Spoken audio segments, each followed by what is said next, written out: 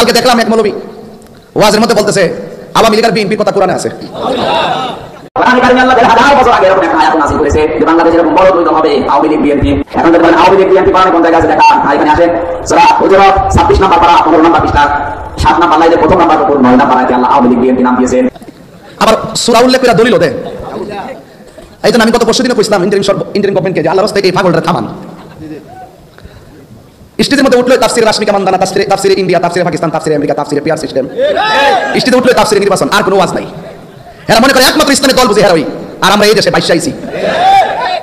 আবার দেখি যে ওয়াজ উঠতে ওইটা সেমিনার জান্নাতের টিকেট অবস্থা আছে। তো এইগুলা কি কোন মুসলমান আর ইসলাম প্রেমিকদের কথা হতে পারে? আরে পাগলের তো জ্ঞান আছে, এখন সিনে হাত দিলে পূর্ব, এগুলো তো পাগল থেকে আরো অদম, নিজের ঠিকানা নিজের জাহান্নামে ফেলে দিতেছে। এই যে রাসূল বলছেন আমি তোমাদের কাছে দুইটা জিনিস রেখে যাচ্ছি, একটা হলো আল্লাহর কোরআন আর একটা হলো আহলে বাইতের মহব্বত। ওই যে তারা যে 1000 বছর পরে আইসা যে সুন্নি দাবি করবো, তো সুন্নি সুন্নি বাইরে হইছে নি, এরাও তো সুন্নি, তুমিও তো সুন্নি, আমিও তো সুন্নি, তাহলে আসল কেডা? আসল হলো তারা যারা আহলে বাইতকে মহব্বত করে। এই কথা যখন বলি ওই আমির হামজার মতন মেন্টাল গুলো ভাগ হয়ে যায়। তোমরা এরা কোরআন সুন্নাহর বাইরে কথা কয়ে ভাইরাল হবার জন্য আসে। তো এখনো সময় আছে, তোবা টোবা কইরা মুসলমান হন। আর মাথায় যদি কোনো সমস্যা থাকে আমরা কাছে আহেন, জারফুক দিয়ে দেব, ঠিক হয়ে যাবে। কথা কোন ঠিক না? আমাদের দেশে দেখবেন কেউ যদি কোনো ভুল করে, ভুল করার পরে আবার তার পক্ষে সাফাই অন্য লোক আছে, দালাল আছে কিনা বলেন? আছে। এই দালালগুলোর কারণে সকল ডিপার্টমেন্ট অতিষ্ঠ। প্রত্যেকটা জায়গায় দেখবেন দেশ শেষে কথা দালাল বলে, কথা বলেন ঠিক না? ঠিক কি বলে? দালাল বলে। আর আমরা সুন্নিরা চলি দলিল বলে। দলিল আর দালালের জিনিস না। আহলে বাইতের প্রেম লাগবে বাজি নাকি? আহলে বাইতের প্রেম এটা কি মোল্লা সিদ্ধান্ত, আল্লাহ সিদ্ধান্ত?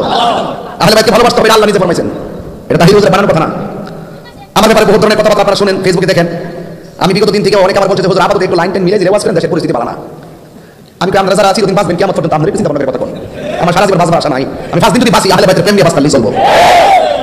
গামলার গোষ্ঠী ফ্যাক্টর করে ফ্যাক্টর দিনে রাইতে ঘুষ বাণিজ্যে পুরো ডিপার্টমেন্ট প্রতিষ্ঠিত হয়ে গেছে। আজকে কোরআন শরীফের মধ্যে একটা আয়াত পড়ছিলাম, আমি হাফেজ নবীকে আয়াতটা পড়লাম, মাত্র অর্থটা কই। এই দেশে তাগুত শক্তি আছে, খোদাতুরি শক্তি, তাদের বিরুদ্ধে লড়াই করতে হবে এবং সার্বভৌমত্বের বিরুদ্ধে যারা করে তাদের বিরুদ্ধে লড়াই করতে হবে। এই দেশে বহুত লোক আছে দেশটাই মানে না, তারা বহু ধরনের সিন্ডিকেট করে কথা বলে। আমরা ইংরেজি না পড়ি, আমরা আরবি না বুঝি, সরদারি না করি, কিন্তু বাংলাটা তো বুঝি। কথা ঠিক কিনা?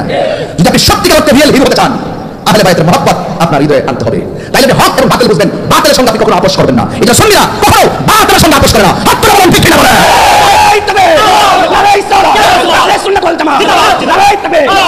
আপনারা আমাকে রাগ করতে পারেন, কিন্তু আমি তাহির হুজুর দাওয়াতের নেশায় করি না। এই এলাকাতে মাসের মধ্যে 4 বার এসে বসি। আবার কালকে বসে একজন মাইল আছে গোবিগঞ্জ দিকে, গতকাল বসে সোনার বাড়ি মাধবপুর। একের পর এক মাহফিল করতেছি আপনাদের এলাকাতে। তো এই আপনাদের যে প্রেমিকের সংখ্যা, এটা কি আমার কোনো রূপের কারণে? আমার মুখ দিয়ে আমি পাঞ্জাবের কথা বলি, আমি কালা মানুষটা দামি হয়ে গেছি। আমি নবীর প্রেমের কথা বলি, আমি জীর্ণশীর্ণ মানুষটা আপনাদের কাছে অনন্য হয়ে গেছি। আমি যদি রাসূলের বিরুদ্ধে কথা বলি 1 সেকেন্ড লাগবে না, এই এলাকার মানুষ, আপনাদের পশ্চিম সাতপাড়িয়ার মানুষ আপনার স্যান্ডেল খুলে আমার গালে মারবেন যদি নবীর বিরুদ্ধে কথা বলি। আমরা আপনারা চাইলে দিবেন? আমি চিনি না এই এলাকার সুন্নি রে নবীর বিরুদ্ধে কথা বলে হমন করে আমাদের দেশে। এই কথাগুলো কেন বলতেছি? নিশ্চয়ই কারণ অলরেডি অর্ধেক বুঝে গেছেন। আমার বাড়ির দাম বেশি না ইমানের দাম বেশি? আল্লাহ রাস্তায় এবার সুন্নিদেরকে হিসাব নিকাশ হইব। আমরা যেই দিকে যাবো একদিকে যাবো, কথা ঠিক কিনা বলেন? কিন্তু কোনো নবীর দুশমনদের সাথে আমরা যাবো, যারা ক্ষমতা আবার আগে যাবেন না, ক্ষমতা আবার আগে ক্ষমতা থেকে মুসলমান লাশ লাগান করে দেয়, এদের কাছে ফ্যাশন করবো, কোনো কিছু নিরাপদ হতে পারে না। ঠিক কিনা বলেন?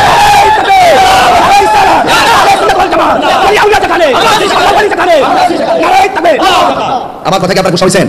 তাইলে আমার ওয়াজ বুঝবেন। যদি মনে করেন যে কথাটি ভালো বলছি, তাইলে চেতনা হৃদয় জাগ্রত হবে। কারণ কারবালার ঘটনা এটা ঘটনা না, এটা চেতনা। এটা কি? এই চেতনা সেখান থেকে আসছে।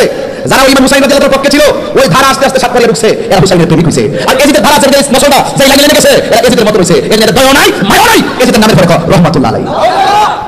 আপনি কি মানবেন এই কথা? মানবেন? এজিদ কি আল্লাহর ওলি মুমিন?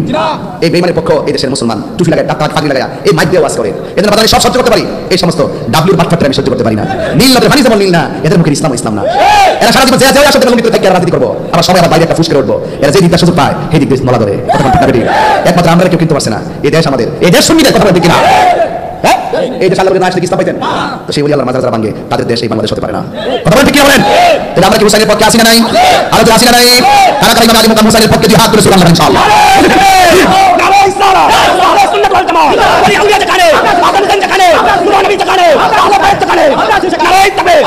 আল্লাহু আকবার বলেন। আমার কথা কি রাজনীতি বন্ধ করতেছেন? আমি ঈমান তান্ত্রিক আলোচনা করছি। আলহামদুলিল্লাহ বলেন।